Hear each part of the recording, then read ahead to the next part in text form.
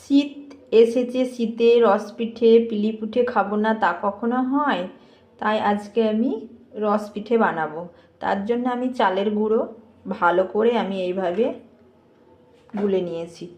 বেশ পাতলা হলেও তখন পাতলা হয়ে যাবে, ফুলবে না, আর একটু ঘন হলেও তখন আটা আটা থাকবে। তার জন্য এইরকম সাইজের আমি ব্যাটারটা বানিয়ে নিয়েছি। এবারে আমি লোহার চাটুটাকে ভালোভাবে গরম করে নিলাম। এবার আমি এই ডাব্বু চামচে করে সামান্য দিয়ে দিলাম। তারপরে আমি এরকম একটা ঢাকুন দিয়ে ঢেকে দিব। এবার ঢাকনাটাকে আমি সরিয়ে নিব। এই যে এটা মাটির আখাতে আর মাটির তাওয়াতে করলে খুবই ভালো হয়। এইভাবে আমি বেশ কয়েকটা চিতুয়া করে নিলাম। করে রাখা আপনার রসে এবার আমি চিতুয়াগুলো দিয়ে দিচ্ছি। এভাবে আমি পেছন সাইডটা এরকম হবে, পুড়বেও না। এটা মাটির তাওয়ায় করলে বেশ ফুলে ফুলে উঠতো, আমারটা একটু ফুলেনি, তবুও আমি করলাম।